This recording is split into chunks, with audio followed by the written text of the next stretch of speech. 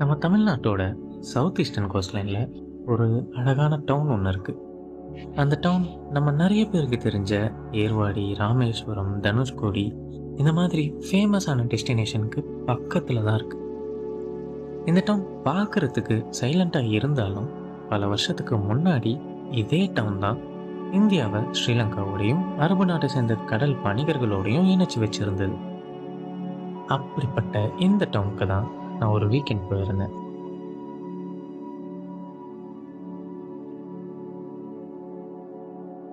முக்கிய குறிப்பு, இந்த வீடியோவில் ஒரு சில ஃபுட்டேஜஸ் இல்லை நிறைய ஃபுட்டேஜஸ் கொஞ்சம் ஷேக்கியாக இருக்கும். அதுக்கு காரணம் என் லைஃப்பில் ஃபஸ்ட் டைம் நான் ஒரு கேமராவில் வீடியோ ஷூட் பண்ணுறேன். ஸோ ஃபஸ்ட் டைம்ன்றதுனால கொஞ்சம் நர்வஸாக இருந்தது. இப்போ தான் கொஞ்சம் கொஞ்சமாக கற்றுக்கிட்டு இருக்கேன். ஸோ இந்த ஒரு டைம் என்னை மன்னிச்சிருங்க. கீழக்கரை இது ராமநாதபுரம் மாவட்டத்தில் இருக்கிற ஒரு அமைதியான கோஸ்டல் டவுன். ஒரு காலத்தில் இந்தியாவிலேயே குறிப்பாக இந்த ஒரு இடத்துல கிடைக்கிற முத்துக்காக மட்டுமே மிடில் ஈஸ்ட், ஈஸ்ட் ஆஃப்ரிக்கா, அப்புறம் சவுத் ஈஸ்ட் ஏஷியா கூடலாம் ட்ரேடிங் கனெக்ஷன்ஸ் இருந்ததுக்கான ஹிஸ்ட்ரி இருக்குது. கீழக்கரையில் இஸ்லாமிய மக்கள் அதிகமாக இருக்காங்க. தமிழ்நாட்டிலே கட்டப்பட்ட முதல் பள்ளியான ஜும்மா மஸ்ஜித் இங்கே தான் இருக்குது. இந்த ஊருக்கு போகிற ரோடோட டெட் எண்டில் ஒரு பீச் இருக்குது. அதோட பேர் கீழக்கரை ஸ்டோன் பீச். இந்த பீச் தான் இங்கே ரொம்ப ஃபேமஸ்னு நினைக்கிறேன். நம்ம சென்னை மெரினா பீச்சில் இருக்கிற மாதிரி இங்கேயும் நிறைய ஷாப்ஸ் இருந்தது. இந்த ஸ்டோன் பீச்சுக்கு பக்கத்தில் கடலுக்குள்ள ஒரு பிரிட்ஜ் கட்டியிருக்காங்க. அதோட பேர் கீழக்கரை எல் பிரிட்ஜ். இங்கே நிறைய பேர் குட்டி குட்டி தூண்டில் பயன்படுத்தி மீன் பிடிச்சிட்டு இருக்காங்க. கீழக்கரையில் இருக்கிற மக்கள் பெரும்பாலும் கடல் நம்பி தான் இருக்காங்க. காலையில் கப்பலில் கிளம்பி மீன் பிடிச்சிட்டு வந்து இங்கே மார்க்கெட்டில் கொடுக்கறதும், திரும்ப போட் இன்ஜின் ரெடி பண்ணிவிட்டு மீன் பிடிக்க கிளம்புறதும் இவங்களோட ஒரு டெய்லி ரொட்டீனாக இருக்குது. கூகுள் மேப்பில் இந்த பீச்சோட எக்ஸ்டென்ஷனை பார்த்துட்டு இருந்தப்போ எனக்கு இன்னொரு பீச் லொக்கேஷன் கிடச்சிது. கீழக்கரையிலேருந்து அது ஒரு 15 கிலோமீட்டர்ஸ் டிஸ்டன்ஸில் இருந்தது. கீழக்கரையில் நிறைய மயில் இருக்குது. சென்னை சிட்டியிலேருந்து வந்த எனக்கு இதெல்லாம் பார்க்கும்போது ரொம்ப ஆச்சரியமாக இருந்தது. 15 கிலோமீட்டர்ஸ் ட்ராவலுக்கு அப்புறமா நம்ம வந்த லொக்கேஷனோட பேர் சல்லித்தோப்பு பீச். இந்த பீச்சில் எனக்கு ரொம்ப பிடிச்ச விஷயமே இந்த இடத்தோட அமைப்பு தான்.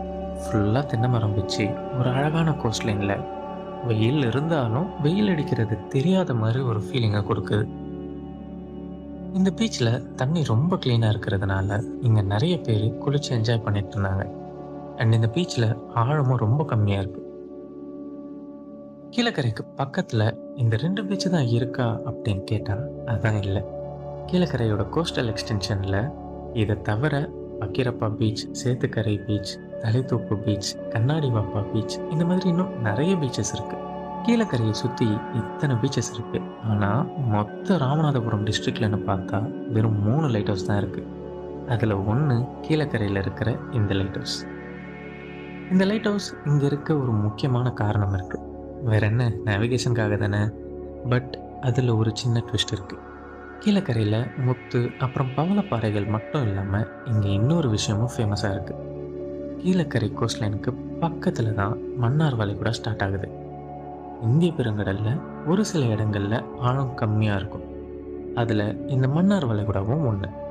இந்த அமைப்பினால தான் மன்னார் வளைகுடாவில் பவளப்பாறைகள் மாதிரி பலவிதமான கடல்வாழ் உயிரினங்களை நம்மளால் பார்க்க முடியுது. கல்ஃப் ஆஃப் மன்னாரில் நிறைய மணல் திட்டுகளும் ஆழம் குறைவான பகுதிகளும் குட்டி குட்டி ஐலாண்ட்ஸும் இருக்கிறதுனால இந்த ரீஜனில் கடலில் ட்ராவல் பண்ணுறது அவ்வளோ ஈஸி கிடையாது. அப்படி பார்த்தா ராமநாதபுரம் கோஸ்ட்லைனில் இருக்கிற மீனவர்களுக்கு இந்த லைட் ஹவுஸ் எவ்வளோ இம்பார்ட்டண்ட்டான ஒரு விஷயம். மன்னார் வளைகுடாவில் 21 தீவுகள் இருக்குது. ஆனால் அதில் நமக்கு ஒரு தீவுக்கு மட்டும்தான் விசிட் பண்ண பர்மிஷன் கொடுக்குறாங்க. அதோட பேர் குருசடை தீவு. இந்த ஐலாண்டை விசிட் பண்ணுறதுக்கு நமக்கு ஒரு இடத்துல என்ட்ரி டிக்கெட் வாங்கணும். அந்த இடம் பாம்பன் பிரிட்ஜுக்கு பக்கத்தில் இருக்குது.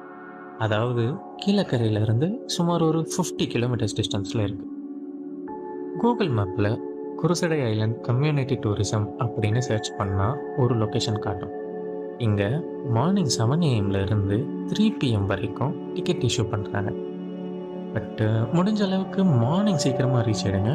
பிகாஸ் க்ரௌட் அதிகமாக இருக்கிறதுனால போட் அவைலபிலிட்டிக்காக வெயிட் பண்ண வேண்டியிருக்கும்.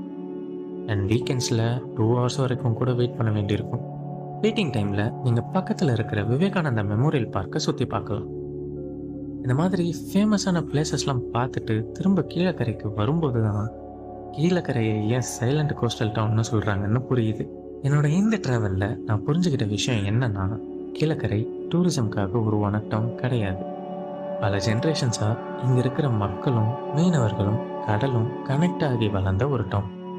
நிறைய பிளேசஸ் சில ட்ரெண்டிங்கான லொக்கேஷன்ஸ்னால ஃபேமஸ் ஆகியிருக்கும். ஆனால் ஒரு சில பிளேசஸ் சைலண்ட்டாக இருந்தாலும் அந்த பிளேஸ்க்குன்னு ஒரு ஸ்ட்ராங்கான ஸ்டோரி இருக்கும். கல்ஃப் ஆஃப் மன்னாருக்கு பக்கத்தில் இருக்கிற கீழக்கரை என்னை பொறுத்தன வரைக்கும் அந்த மாதிரி ஒரு பிளேஸ் தான்.